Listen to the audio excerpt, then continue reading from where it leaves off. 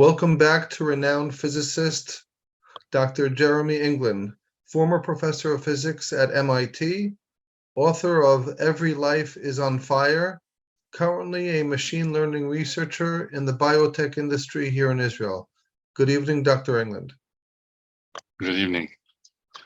So this evening, I thought it would be interesting to return to the beginning, to look at Sefer Bereshit a little bit, since it's been some time since we talked about things maybe more directly, what you'd consider at the intersection of questions about how the Torah understands topics that we often think of in this era as being the province of modern science, and perhaps the exclusive province of modern science. And in particular, today I just wanted to talk about the opening passage of Sefer Bereshit, the 7 days of creation. And there's a whole lot that could be said about that. We won't say it all right now. Plenty of time to do that later, but there's a little bit of a set of miscellaneous thoughts, but there's kind of a larger point, I hope. I think the main thing to start off with here is that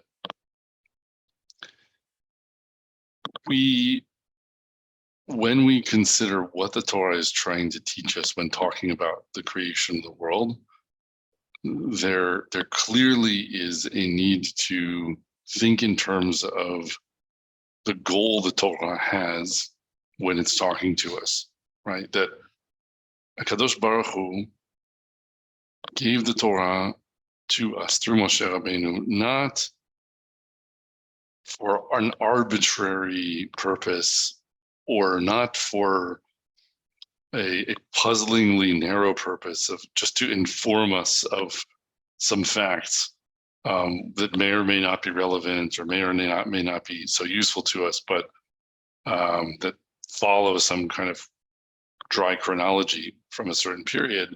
But rather, you can assume that every word and every letter of the Torah is part of HaKadosh Baruch Hu's letter to us, in a sense, that's trying to teach us how to have relationship with him, how to be his faithful servants, and all the things that are the job of Am Yisrael that we're meant to understand by studying the Torah. And so given that that's the case, I think a whole lot of what is often viewed as the kind of high tension struggle that is supposed to obtain between scientific thinking and relating directly to the idea of the beginning of the universe through the words of the Torah, that the tension that's supposed to obtain there, to some degree, you can pretty easily sweep it aside and just say, why would we expect in the first place for the way the Torah talks about the creation of the world to align with a way that people have developed for talking about the beginning of the world that is developed by their own methodology, and by a methodology, the scientific methodology that manifestly has no aim of teaching us how we ought to act, or no aim of focusing us on some kind of relationship with our creator or a set of obligations that we have, right? That's not what science is for. It's not what it's trying to do. And its methodology is constructed in a way that clearly excludes those things as sort of goals of what's trying to tell us about the world. And yet, there may be other ways of talking about the beginning of the world that emphasize those things, that emphasize that possibility of relationship, that emphasize what HaKadosh Baruch Hu wants us to understand about him. And so I think that the first simple thing just to say is that there are obvious things in Sefer Bereshit, in the 7 days of creation that are described at the very beginning of Sefer Bereshit, that are not meant to be sort of typos or misses by the author, so to speak, chas v'chalila, but rather are meant to push under our nose that this is supposed to seem strange. And classic example, I'm not the first or even the 100th person to point this out, is that on day 4 of Sefer Bereshit, we're told about the creation of the sun. The specific psukim that I'll now read begin with, let's see, so this is the first parak of Bereshit, Pasuk Yud Vayomer Elohim yehi me'orot v'akia השמיים להבדיל בין היום ובין הלילה, והיו לאותות ולמועדים ולימים ושנים. And God said, let there be lights in the firmament of the heaven to divide the day from the night, and let them be for signs and for seasons and for days and for years. Okay, so one of them is going to be the sun, one of them is going to be the moon, and then we get stars, and it's all given here on day 4. But on day 3, of course, we had, among other things, Vayomer Elohim, Tadsheh haaretz deshe asev, mazre'a zera, etz pri oseh pri lemino, asher zar'o vo al haaretz, vayehi chen. And God said, let the earth put forth grass, and yielding seed, and fruit tree bearing fruit, after its kind, wherein its seed thereof upon the earth. And so it was so. And it was so. Okay, so day 3, plants that obviously need the sun. Day 4, the sun. So we're not talking here about something where only because of the 20th century revolutions in scientific thinking that led to quantum theory and the genetic code and all of that, that now we finally understand that there's something kind of puzzling about having grass and trees before you have the sun. It was clear as day to anyone at any point in human history, or even before history of any kind, at any point in the human experience, by the time you would reach adulthood, you knew that plants needed sunlight. And we shouldn't think of this as kind of secret knowledge that you only get once you're a really brilliant scientist. And yet here the Torah is giving us, therefore, a puzzle, right? Because it's saying, well, in this chronology that you're listening to, that actually isn't the order of events, right? The plants somehow have come into being, even though there is no sun. And the point, I think, is not to say, oh, and so that means that everything is just nisim and sort of inexplicable, magical events all the time, because we don't learn anything from that. If we just say, oh, well, the things we knew about plants don't apply here because there's no natural constraint on what's going on, because HaKadosh Baruch Hu can do whatever he wants, that really undervalues what the Torah is coming here to teach us, right?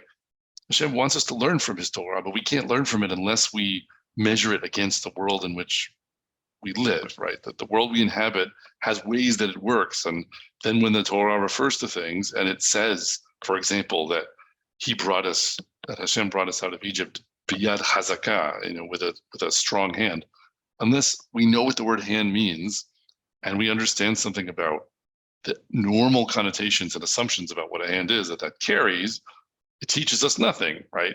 Because it's always, when it involves HaKadosh Baruch Hu, it could be otherworldly and beyond our comprehension.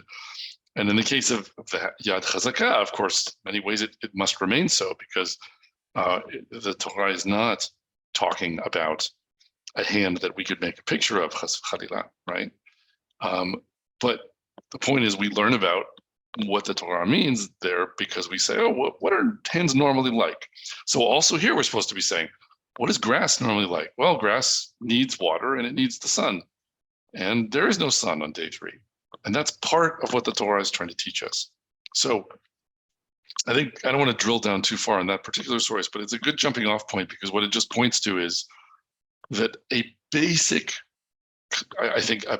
underlying statement that this whole passage in the Torah is trying to make is that if you are going to try to hear an account of how the world came into being, that puts HaKadosh Baruch Hu front and center and features his role, his word, his active presence in the world as the sort of driver of the plot as the world comes into being, in that case, it's going to sound topsy-turvy and upside down and hard to comprehend, and it's not going to cohere with how you see the world, right? Because HaKadosh Baruch Hu is, in fact, involved with and deciding and shaping everything that happens in the world. And there are times that the Torah even tells us the same thing twice, and in one case more directly emphasizes Hashem's role, and in another case kind of pushes it a bit more into the background. You see that in the striking of the firstborn in Egypt, for example, in the Kat Bechorot, and in other examples as well. And so the point is that there are different ways of making true statements about how this all happened. And when we make the true statements about how it happened and we push Hashem to the fore, the fact that we're using words that pertain to him and the proper use of those words, since all words get their meaning by the context of their usage, right? In order to imbue those words with the proper meaning that the Torah intends for them, they have to be surrounded by a narrative that just is very hard for you to relate to, given the world that you feel that you live in, because anything involving HaKadosh Baruch Hu is going to be a little bit unapproachable. And so that, I think, is the first basic point. And if you just start there, then anything that you're looking for in the text at that point, where you're sort of saying, wait, this doesn't sound at all like the cosmic microwave background radiation or anything that cosmologists are telling me about the early minutes of the universe or what have you, there's, as far as I'm concerned, I know others have tried to argue, they can kind of stretch and bend things and see how it all lines up. My first reaction is just to say, there's no reason whatsoever I should be looking for anything to do with what we call the Big Bang here in this part of the text, unless HaKadosh Baruch Hu thinks that it's useful for teaching us something in this part of the text. And I would say both. What that means is it might be the case that the Big Bang is not a very interesting subject for the Torah because it turns out to not be kind of a useful prop for teaching us our mission as Ovdei Hashem. I've argued elsewhere that, for example, Darwinian evolution is a useful prop, and it comes up not here at the beginning, but actually in Sefer Shmot, in the plagues that happened in Mitzrayim. And so I would say either the Big Bang doesn't appear at all anywhere, or if it does, there's no reason to assume it should be part of the commentary here. Like it might be in the subtext of a completely different part of Chumash or some other part of Tanakh where the prophets of the Hebrew Bible take up the subject in a way that becomes an opportunity for the reader, for the Ovdei Hashem, to understand something about how to do his job better, right, in serving HaKadosh Baruch Hu. So we can first of all just dispense, if we want, with the idea that there's some kind of requirement that if this is true, then it must cohere with how Stephen Hawking would have told the story. There's no reason to assume that. So, that now all being said, I think that there are some things that you can ask about what now the text is trying to teach us that is kind of cosmic, if not cosmological. What I mean is that, if we're talking cosmology, we're talking about modern physics' attempt to back solve to the beginning of the universe based on what we see in the sky and elsewhere in the present. And that's an interesting story. It's a story that you can support with evidence in reason logically from clear assumptions, and that's fine. But there's also, I would say, the cosmic aspect is a more general kind of thing. They're both derived from the same Greek word. It's about sort of the nature of what is and the whole picture of how it all hangs together, like some notion of the order of the universe and where it comes from. And I think that there we can ask, are there things about the universe as a whole that this passage is trying to observe that do focus us as Ovdei Hashem, that give us some kind of clear picture of how to understand the universe and our place in it, given the mission that the Torah is calling us to. And I think there are just a few miscellaneous observations I'll make that are sort of short one-off things. And then there's a slightly more involved point that we can make. So one basic point is this idea of the number 7, and where does the number 7 come from, right?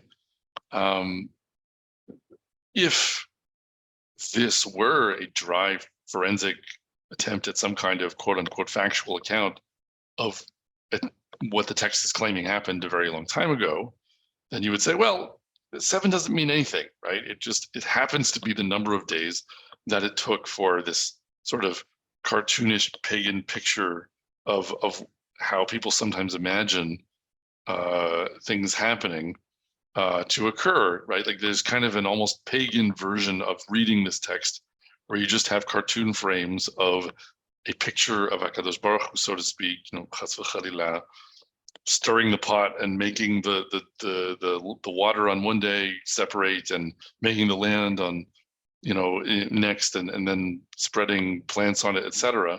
But that's not really what this is talking about, as though it's a chronological sequence. And I'll want to argue that in a second. But I think in any case, that would be a strange way to look at it, to say, oh, well, the number 7 doesn't mean anything. It just happens to be how long it took. Obviously, the number 7 means exactly what Hashem wants it to mean, right? He could have made the earth in a femtosecond, or he could have made the earth in 1 trillion years, or whatever else, and the whole universe and everything else in it. If the Torah is telling us 7 days, the number 7 is chosen because that's part of the message. And now we have to ask, what is the message, right? Like, why 7? Why not 6? Why not 8? Why not 25? And a separate question is what these days are, and we can get to that. But starting just with the number 7, to me, I think the significant thing is to break it apart into 6 plus 1. And now I'm going to kind of wear the hat of a physicist a little bit. And these are little sort of trinket size observations that you can take or leave. Clearly, 7 breaks into 6 plus 1 because the 6 days are different from one of the other days. And we usually think of that in terms of the 6 days where there's melacha, there's maaseh, where Hashem is making stuff. And then there's the 7th day, which corresponds to Shabbat, because that's how we break it apart in terms of our obligations for keeping Shabbat on the 7th day. And that is one of the decompositions of it. So first, just think about 6 plus 1. What is 6 now? What kind of meaning can we see in 6? And then what does it mean that there's kind of an extra thing that's added to it? So 6, I think, has 2 obvious meanings in terms of the mathematical significance of the number that seem immediately relevant to this. First of all, because we live as we experience it in a 3-dimensional spatial world, right? And there are 6 directions in that world. You can go forwards and backwards and up and down and left and right. And we remind ourselves of that every time we shake the lulav during Sukkot. So that number 6 is ever present in our understanding of the world we inhabit. And then what's the extra direction? It's actually quite sophisticated at some level. Physicists think in these terms when they start studying relativity. The extra direction is time. But the point is, you don't go forward and backwards in time. Time just goes forwards in the experience, again, of the individual who lives in this world. So we can move forward and backwards and left and right and up and down, and that's 6 directions in space that we move, and then we move forward in time, and that's so the 7th kind of change in coordinate, so to speak. And so that's a very simple point. I also think the number 6, though, since I'm a statistical mechanician, comes in a different way, where if you think about combinations. So 6 is the smallest integer that is a non-trivial factorial. So factorial is when you multiply a bunch of numbers together in sequence going up, like 1 times 2 times 3 times 4, that's 4 factorial. 1 times 2 times 3 times 4 times 5 is 5 factorial. And those numbers are useful for various purposes, but one thing they definitely signify is the number of permutations or rearrangements of distinguishable constituent parts. So if I have a bunch of balls and there's like one that's red and one that's green and one that's yellow, they're all different colors.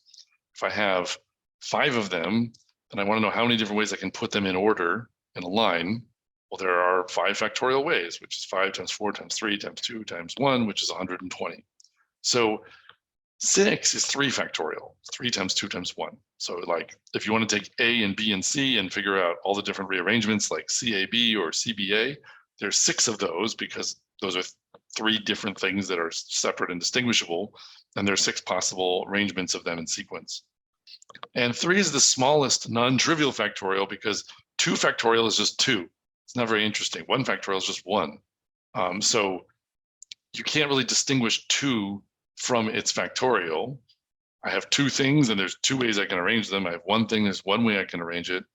And so the first time that we have a factorial who differs in value, I'm leaving out 0 factorial, which technically it differs in value from 0 because it's 1, but so we can ignore that case.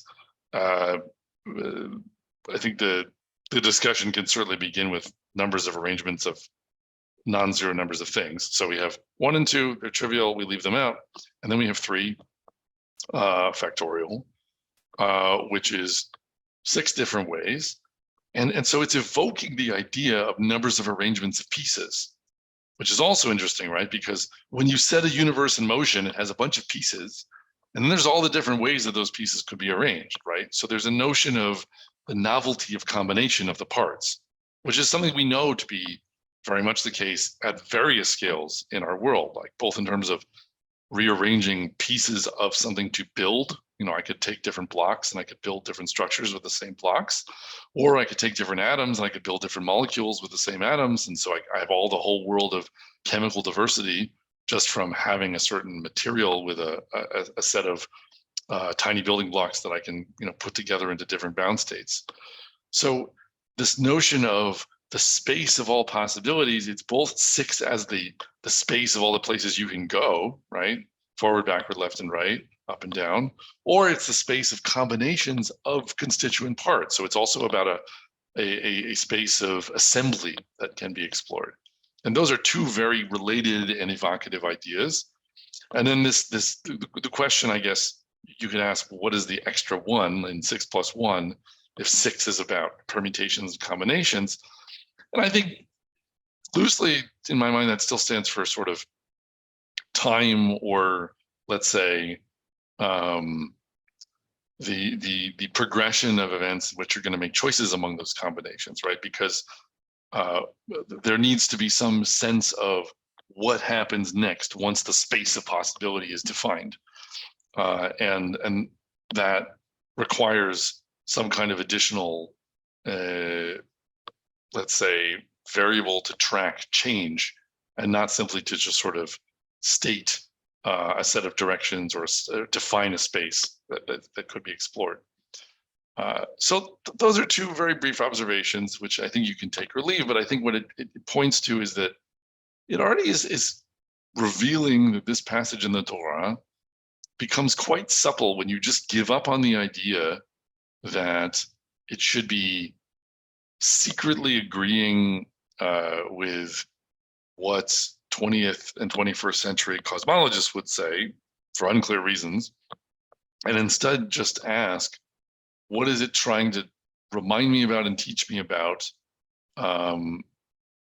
is true about the world and the universe that I inhabit?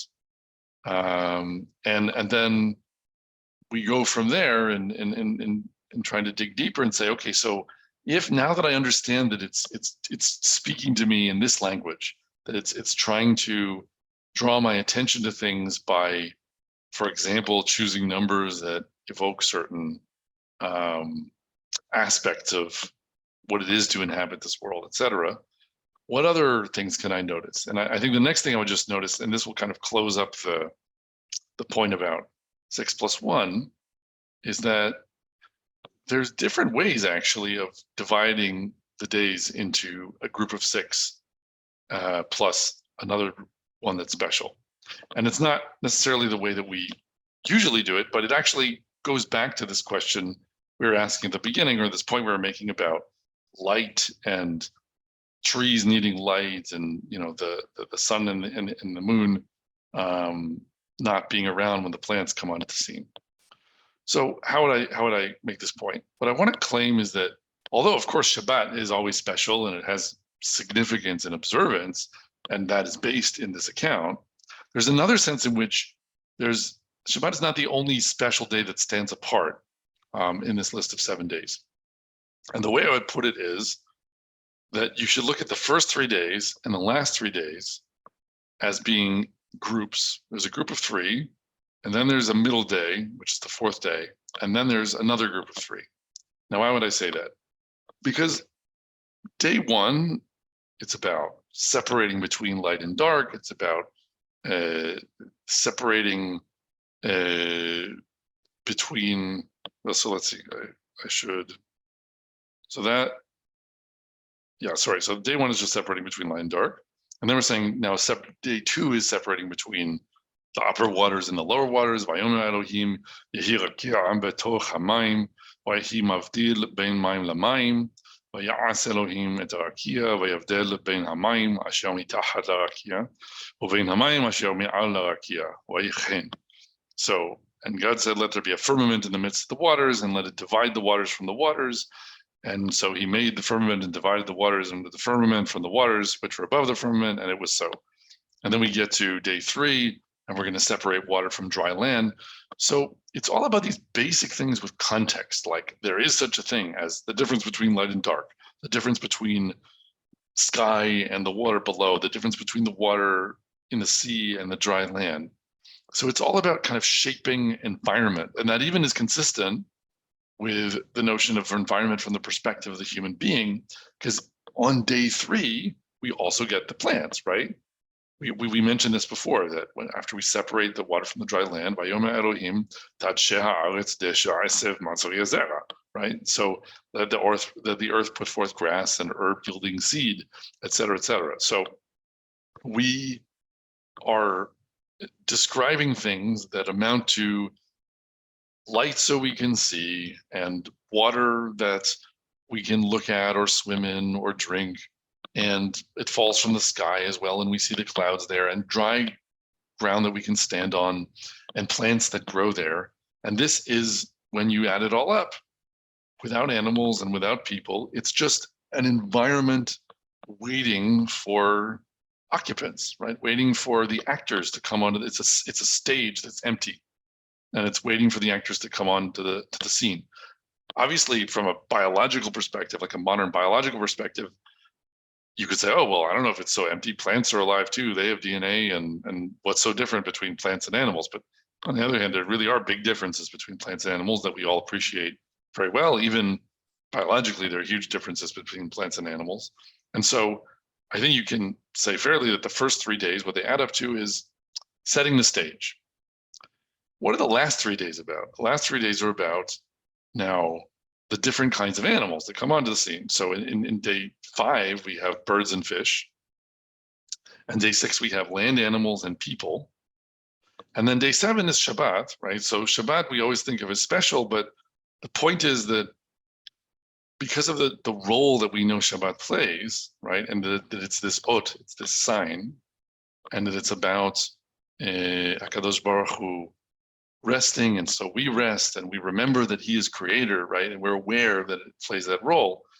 It's the day that's about relationship between Bnei Adam and HaKadosh Baruch Hu, right? So Bnei Adam, as creatures, are created on day 6, but day 7 stands for the creation of the possibility of encounter between Bnei Adam, specifically, as we will see happens, right, because of the creation of the mitzvot of Shabbat, and HaKadosh Baruch Hu made this all.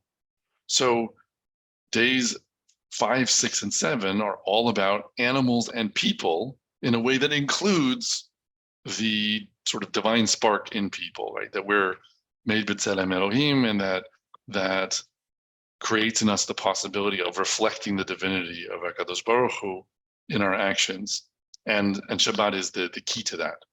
In the understanding of the Torah and the role to which it calls Am Yisrael, right? So because Shabbat is the central opportunity to recognize him as creator that recurs in the 7-day cycle. So we've talked about everything except the middle day, right? Day 4. So the first 3 days, their environment, they're setting the stage.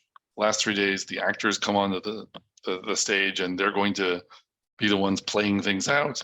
And they're going to play things out as animals do. They're going to play things out as people, as creatures do, but they're also going to play things out as people, as Tzelem Elohim do, that they have the possibility of relationship to their creator. And then what, again, is going to appear in the middle? It's day 4, which we mentioned before. Day 4, what does it say on day 4? It says, Vayomer Elohim yehi me'orot barakia hashamayim lehavdil bein hayom uvein halayla v'hayu le'otot ulemo'adim ulayamim hashanim v'hayu le'me'orot barakia hashamayim leha'ir al haaretz v'yichen. So we have the invocation saying, let there be lights in the firmament of heaven to divide the day from night, and to let them be for signs and for seasons and for days and for years. And let them be for lights in the firmament of the heaven to give light upon the earth. And it was so. So there's a lot of different things that you could say are true about stars and the moon and the sun. They're up in the sky and they're very round and light comes from them, and the light is mentioned, and that's part of the point, that light comes from them, because otherwise we wouldn't know about them. But the central role that these things have is not necessarily to help plants grow or to keep things warm, or any other number of things that, roles you could imagine for celestial bodies. It's to tell time, right? The first thing the Torah tells us about them is it divides day from night, and they are signs for the seasons, for days and years. It's about a calendar. So this point we've been making already, kind of just like cribbing from our observations about either the geometry or the sort of combinatorial complexity of the universe we inhabit, we sort of said there needs to be an extra day, and that extra day somehow seems to be about time. Really, the Torah itself is telling us that, because day 4 is about time, and it's at the center. Time is at the center of this 7-day sequence. So it's kind of thumbing its nose at you and saying, this is not chronological. And how do we know it's not chronological? It's because time is here, but time has its own day. It's not a set of events happening over time. It's a set of events that describe different ways in which HaKadosh Baruch Hu's will is manifest in the world. And time is part of that, but time here is given its own day, as though it's kind of separated in an enumeration of properties of the world from the rest of what's coming into being. And so that both at once kind of explains why we don't have plants, we don't have the sun on day 4, but we still have plants, because it's not read in chronological order in that sense.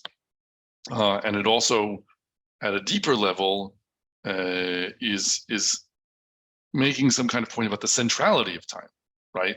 That it's not just that time is set aside, and it's not just that this is non-chronological, but time is the centerpiece. It's the keystone of this 7-day sequence. And obviously there's another sense in which Yom Shabbat is the keystone, or it has some kind of exceptionality or significance that's different from that of all the other days. But I think it's clear nonetheless here in the text that there's another sense in which we're seeing how at a cosmic level, there is something special and central about time.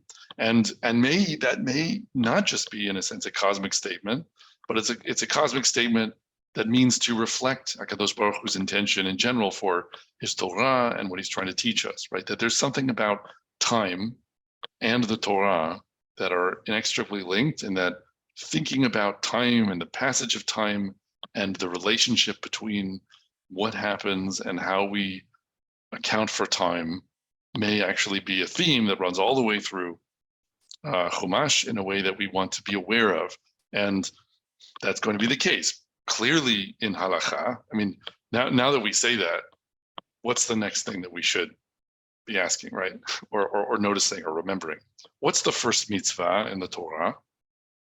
It's the setting of the month, right? So everything that we just said, where we're kind of reaching for the idea like, oh, maybe time is actually like a really big deal in some sense. Well, you have another independent piece of evidence in the Torah itself for why that's the case, which commentators have seized on, which is that the first mitzvah given to Bnei Israel is the setting of the month, when they're about to leave Mitzrayim. And that is about time also. And it's about time exactly in the same definition as we have it here, which is time measured through the celestial bodies, in this case, the moon. So that's one piece. And we could leave it there, but I think, since we're on the subject of talking about Maaseh Bereshit, there's a further and maybe a bit more fanciful reading, but I still think that there's some seriousness to what you can get out of the text here, that I'd now like to add, which I think pivots off of, on the one hand, the idea that we're not talking about chronology here, And on the other hand, also that we mentioned something about combinations of constituent parts and motion through space, right? So this thing about 6 plus 1 and how we could be talking about all the different ways you can move around in space, or all the different ways you can arrange parts of something into different assemblages. And we've also talked about how there's a sense in which somehow this is not a real chronology. So now the thread that we can pull on is, so then what does it mean when between each of these days, the Torah says, Wayihi Arev, Wayihi Boker, right? It says, and it was evening and it was morning. So that sounds like it's talking about chronology, and that's why we weren't wrong in a sense to have that be our naive understanding of what this text was trying to speak to us about. Each segment, we have Wayihi Erev, Wayihi Boker, and then we move on to the next thing, Yom Echad or Yom Sheni, Yom Shlishi, etc. Right? So if that's not a chronology, then what is it? And one way we can proceed is to say, well, is there kind of a drasha we can build around Erev and Boker as they're being read here? And this is what I meant by it's a little fanciful. So I'm not going to claim this is at all pshat in the text, but there are words for animals that actually are very similar to the word for Erev and the word for Boker, right? There's a word Orev, which means a raven, like the raven that Noach sets forth from his teva. So it's some black bird, presumably that he's carrying, like a crow or a raven. And then there's Bakar, which is cattle. Like Ben Bakar is a bull, and you're talking about either a bull or a female cow as well. Like if you're eating meat from a bull or cow, it would be called, bakar in a modern Hebrew piece of vocabulary you would see in a restaurant. So we're just talking about cows and bulls, right? So in what sense could it possibly be the case, because it sounds ridiculous at the outset, that the Torah has a serious point to make by saying in the background, right, in the subtext, so to speak, Wayihi Orev, Wayihi Bakar, right? Because that's not what it's saying. It's saying Erev and Boker, evening and morning. But could there be something interesting in the subtext where we ask about what these words resemble? And I think actually it turns out to map onto a lot of the concepts that we've already been talking about, and I'll try to argue that to you now. So what's the difference between an Orev and a Bakar as species? What's the difference between a raven and a cow? So I think the thing to seize on here is to think of them in a way that we are taught to think of them, in fact, by Parshat Ha'azinu, right? So Parshat Ha'azinu is all the way at the end of the Torah, and it seems at first like, how could we possibly think that Parshat Ha'azinu has anything to do with Maaseh Bereshit? But there's some very evocative imagery in Parshat Ha'azinu that actually confirms this thing that we're talking about in a strange way. So there's a kind of a poetic description in Parshat Ha'azinu of how Am Yisrael were discovered or sort of created and formed in the desert by Hakadosh Baruch Hu. And so it begins, Vayim sa'eo be'eretz midbar uveto yilel yishimon yesovevenhu yevonenehu yitzrenhu ke'ishon eino ke'nesher ya'ir kino al gozalau yirahef yifros knafav yikaheu yisa'eo al evrato. So he found him in a desert land and in the waste, in a howling wilderness. He compassed about him, he cared for him, he kept him as the apple of his eye, as an eagle that stirs up her nest, hovering over her young, spreading abroad her wings, and taking them beneath her pinions. So there are a few things in this whole passage that you can actually directly tie to the beginning, to Maaseh Bereshit. For example, V'yimse'u be'eretz midbar uvetohu yilel. So he found him in a waste, in a howling wilderness. But tohu, what's that? So Bereshit bara Elohim et hashamayim ve'et haaretz. In the beginning, God created heaven and the earth. Ve'aretz hayta tohu vavo, and the land was a desolate waste, or what have you. But the word tohu not appearing in a lot of different places. It appears here and also at the very beginning. And then we go on to other words that continue to evoke the same passage.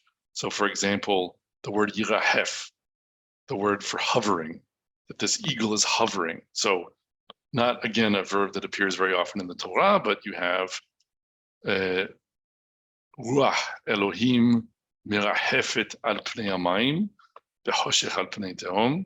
Right. So the spirit or the wind of Elohim is hovering over the water.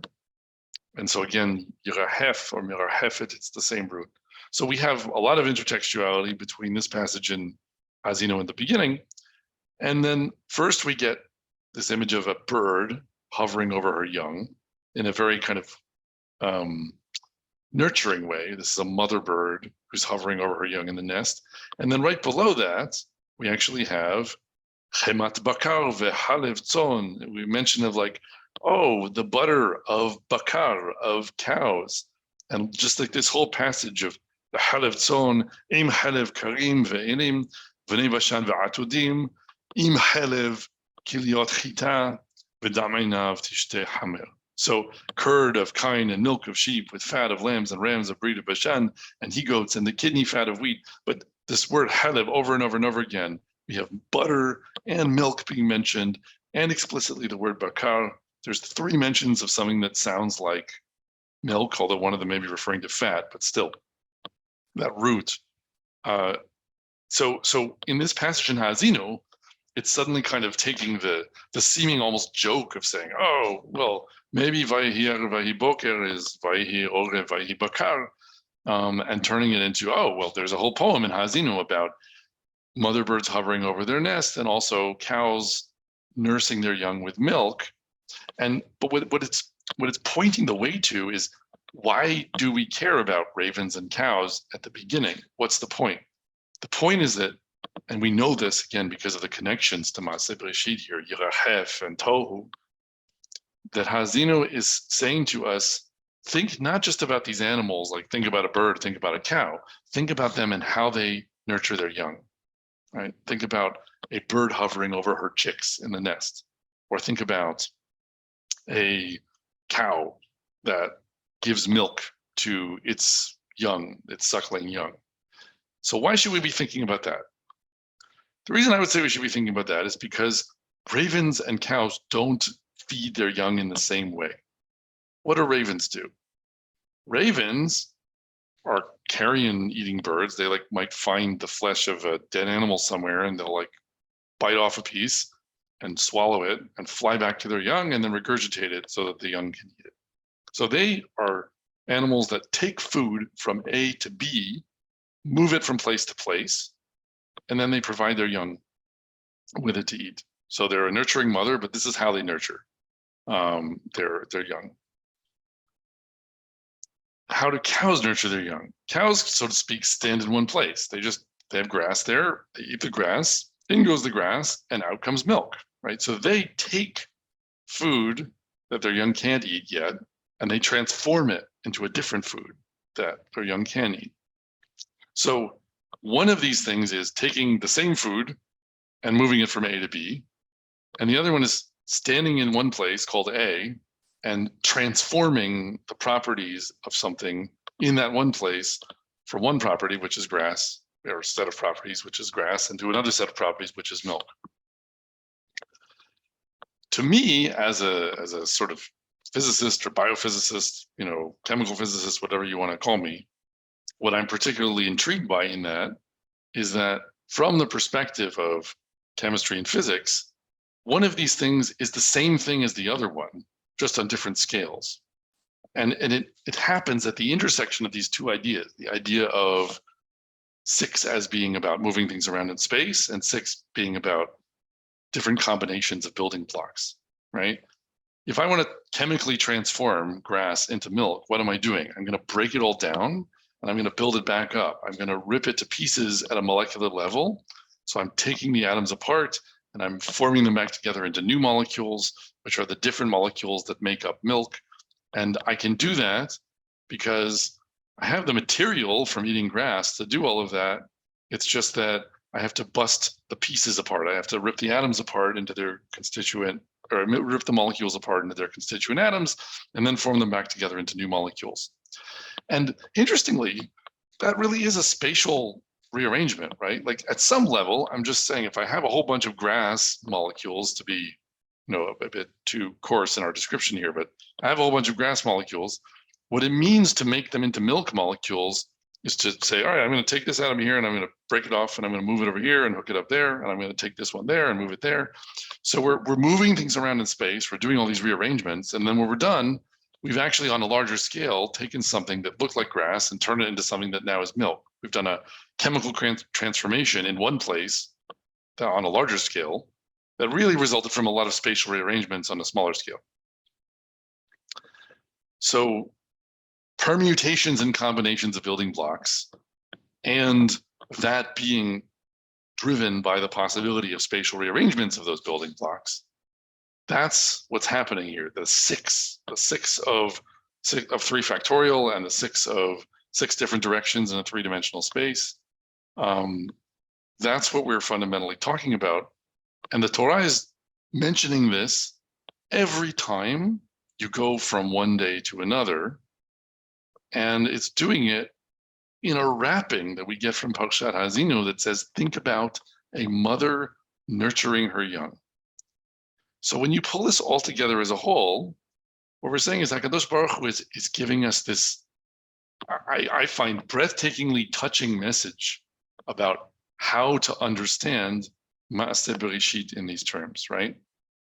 That everything he does, everything you see in the universe, whether it's about the fact that there's a sky and an ocean, whether it's about the fact that there are the sun and the moon and stars, whether it's about the fact that there's land and sea or animals and plants, all these different things, from the perspective of a die-hard physical materialist, all of that is just rearranging matter, both in some sense at a level of spatial movements of this atom from here to there, and also at the level of combinations and permutations to make new chemicals and break apart old ones and all of that.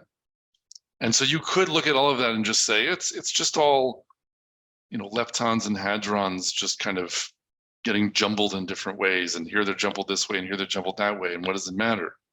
But HaKadosh Baruch Hu is telling you how it looks to him. And the way that it looks to him is whether he's placing a planet here and a sun there, or whether he's causing the oceans to recede so that there can be dry land, so that animals can crawl up and start having legs and all of that other stuff. From his perspective, this is all the mother bird and the cow and both different images of motherhood telling you about what it's like for a parent to nurture its young into being and to give it life and to give it the opportunity to thrive and succeed. So that's not something that applies to one day, it applies to all the days. Vayher vayhi boker is the formula as we go from each of the different segments of Ma'aseh Bereshit. And so it's a kind of a drumbeat, it's a stamp that gets put on every single one of these events and saying, don't think that's less the case here, right? It's not from HaKadosh Baruch Hu's perspective, all of this for him was like the equivalent of a mother nurturing her young, because he's trying to bring life into being to thrive. And obviously there's a purpose in that culminates in humankind and, so to speak, in Shabbat and the Torah and Am Yisrael and our mission to humankind and all the things that Bnei Adam can do to recognize HaKadosh Baruch Hu and have relationship with him. But in another cosmic sense, putting the planet here and having the ocean recede there is all part of that as well. It's all about sort of shaping the nest or providing a morsel of food to the chick while it's still developing so that it can become what it's meant to be.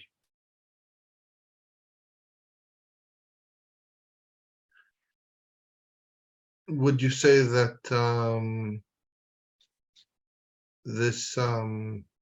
this theme also appears in later as well in the Torah? So the one thing I would say is that there is a confirmation of sorts of this idea that you can find in Tanakh. I don't know. I mean, if you're being very midaknek and saying you want a source for the idea that ravens specifically, well, first of all, with Noach, they're associated with flying from place to place. So they have this notion of spanning changes in location. But then also with Eliyahu Navi, it's interesting. He has a specific situation where he's told by HaKadosh Baruch Hu to go to Nachal Krit, and he'll be fed there by ravens. So it says, "Va'arevim mevi'im lo lechem uvasar ba'boker velechem uvasar ba'erev umin hanachal ishteh." And the ravens brought him bread and meat in the morning and bread and meat in the evening, and he drank the brook. So two things I would say support this reading in that bit of text that we have in Nevi'im. First of all, that ravens are being identified as this kind of transportation system for food, which is what we were talking about at the outset. They're the ones who move food from place to place. And they're doing that for Eliyahu here. But also, this pasuk specifically contains the formula, baboker ba'erev, right? So it's also repeating the same stamp, the same drumbeat that we got from Maaseh Bereshit. You know, there maybe is more that you could make out of it. You look at the broader context of where this is appearing in what story, but I don't know, just a complete answering the question you asked. I'm not sure that I have yet identified or noticed other parts of the Chumash specifically where I think the theme of nurturing, as it's expounded in this way, in this opening passage, comes through as clearly with like the same signal words like erev and boker and cows and birds or something like that. But I do find that the passage in Ha'azino quite a striking kind of decoder for what we're seeing in the opening passage of Bereshit. And regarding the numbers 6 plus 1, are there any other numbers in Bereshit that you noted? Special features? Yeah, I think that there's actually a lot. Another one that I think comes up a lot like this is the number 40. And also the number 8, but really the 40 contains the point about 8. So using this kind of reasoning where you think in terms of what is 6, what's interesting about 6 as a number? It's, again, the directions in three-dimensional space or this factorial aspect, this combinatorial rearrangements thing. So what's the number 8? The number 8 is the smallest non-trivial exponentiation, or at least a sort of sign of exponential growth, right? So if I have something that, if I do 1 times 1 times 1, I just keep getting 1. If I do 2 times 2 times 2 times 2, then I get 2, 4, 8, 16, right? That's like exponential growth, doubling. And you keep doubling and you keep growing. So 2 to different powers. But you can't use 4 in that sequence as a non-trivial talisman for the idea of exponential growth, because 2 times 2 is the same thing as 2 plus 2. So you can't distinguish linear behavior from this nonlinear exponential growth at that point in the sequence, because there's no difference between 2 plus 2 and 2 times 2. But 2 times 2 times 2 is 8. 2 plus 2 plus 2 is 6. So now you have this divergence. And so 8 is this number that, to me, strongly evokes the idea of reproduction growth, because 2 leading to 4 leading to 8 is about kind of, I mean, you see it most directly with like a single bacterium that splits into 2 and then they both split into 2, but you get it from all of biological life, approximately. And it's interesting, therefore, that, for example, Brit Milah is carried on the 8th day, right? So there is a connection between the site of the surgery of Brit Milah and sexuality and reproduction. And Avraham Avinu is given finally offspring with his wife Sarah after he performs Brit Milah on himself, and there's this promise with Brit Milah that comes from HaKadosh Baruch Hu that's about how he will have multitudes of descendants. And so this idea of having a multitude of descendants is connected, I think, in my mind at least, by the number 8. But you could maybe take that or leave it. But specifically talking about the number 40, I think 40, because it's 5 times 8. What's interesting about the number 40 is, where does it come up? It comes up always when there's some kind of epochal change, that where you need to wait a certain amount of time for something that takes a really long time to happen. So there's the 40 days and 40 nights of Noach with the flood. There's the 40 days and 40 nights of Moshe Rabbeinu on Har Sinai. There's the 40 years in the desert, obviously, the wanderings of Bnei Israel. There's all the periods of 40 years in Sefer Shoftim, where you have peace in the land for 40 years, and then another shofet has to come along because there's another problem. So Tanakh is using the number 40 as this marker for this epoch ran all the way to its end. It sort of had the whole good run that you get, and then things finally kind of came to a close and had to change because things were different. They had evolved. It's like enough time, in a sense, for evolution to happen. And I get that a little bit from the number 5, because obviously 5 has correspondence to, hands, right? Like we have, and this is even mirrored in Aseret HaDibrot, that we have 2 tablets. So that's 10 Dibrot that are on 2 tablets. So it's 5 and 5. So that's emphasizing the idea, when you say I have a pair of 5 things that makes 10, that's, you're talking about your hands. Or I guess your feet if you're counting toes, but you get the idea. And so the point is, a hand viewed through the number 5, it's one thing that's divisible very clearly into 5 parts. And so it's about an enumeration of parts. And I think that it's interesting when you talk about exponential processes, like things that grow exponentially in a system with a delimited and finite number of parts. There's a sense in which you very often, have to run up against fundamental limitations. Like you can't grow forever. If you're using material in this system with a limited number of parts to make copies of yourself, then this is starting to be like, I as a physicist, had to think about this kind of thing for a living for a while. And so this may be too much reading some things that I have had to think about wearing my hat as a scientist into things, but it just does, it leaps off the page at me that if you have a limited number of parts and you have some exponential process going on, that exponential process is not necessarily going to have an easy time going on forever if it's consuming material in the system and you have a limited amount of it.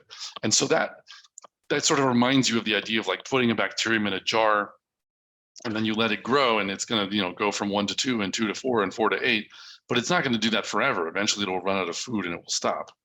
And then it reaches kind of a quiescent state, and you sort of have let things run their course, and now they're tailing off and chilling out and maybe dying off a little bit, but that there's something that was a very robust process of rapid transformation and ever strengthening change and dynamism in the system that eventually attenuates.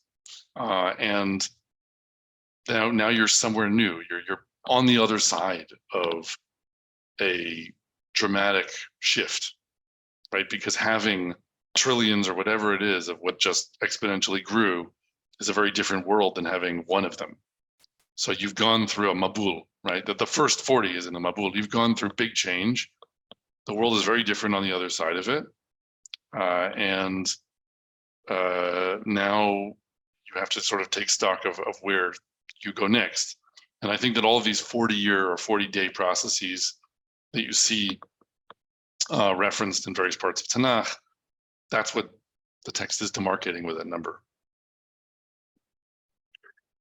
I note that the Erev Avoker and the referencing of the Arev and the Bakar only refers to the 6 days. The 7th day is in a separate category. I was thinking of the word Vayivarech. In other words, it's sort of, I'm even thinking that maybe the part of the shorsh of Vayivarech, the bet and the reish is included in Orev. So what you're saying is because there's no Vayihar Vayiboker at the end of day 7, because the first Right. Vayihar Vayiboker comes at the end of day 1, and then the last Vayihar Vayiboker comes before Yom HaShishi, Vayichur Hashemayim V'Haaretz V'chol Tzva'am, and then I'm drawing a connection by saying that we go from physical sustenance to spiritual sustenance. Mhm. Maybe if we're going to follow the connection you're making between the Orev and sustenance, and then when we jump to the next day, we see perhaps a common shoresh, at least partially. There's the bet and the reish in both Orev and Vayivarech, and that sort of there's a connect. The connector is that they're both sustenances. One is physical and one is spiritual. That's interesting. Yeah, I wouldn't have noticed the Vayivarech, but I do think that's interesting. And I would say even just the absence of the Vayihar Vayiboker at the end of day 7, it's consistent with the idea of that we're talking in a sense about not just physical sustenance, but kind of milacha, like all the milachot that we are doing for 6 days, and then we make asur on Shabbat. They are about either spatial rearrangement, like hotzah, moving things around, or in a sense chemical transformation, right? Or grinding things, all the sort of physical and chemical transformations that allow you to make the Mishkan. And the Mishkan, interestingly, is this collection of components that gets assembled and disassembled, and they have to be put together with the right spatial co-arrangement in order for them to be a Mishkan.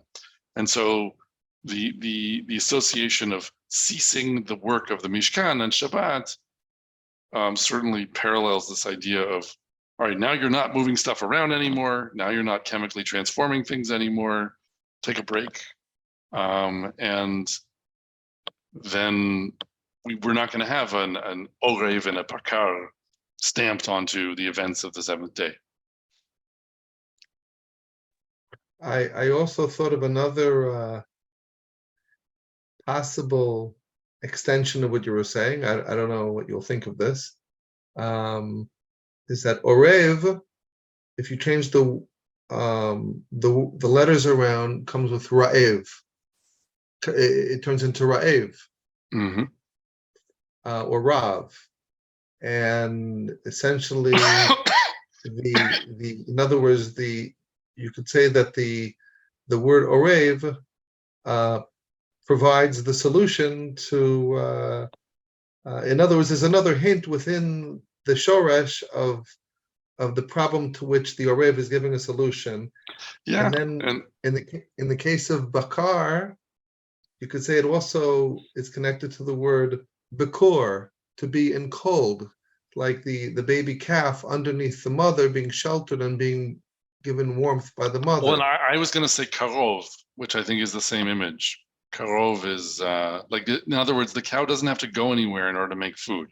So the mother raven flies away, and her babies are hungry. They're Ra'ev, and they're waiting for her to come back. But the cow can just stand there with her young and eat grass and produce milk, and is Karov. Mm-hmm. Very interesting. So thank you very much, Dr. England. My pleasure as always. And good night. Kol tuv. We would like to encourage our viewers to share these videos with friends and send in your responses. If you would like to obtain Birkon Nusach Eretz Yisrael or invite the rabbi for a speaking engagement, please email us at office@machonshilo.org.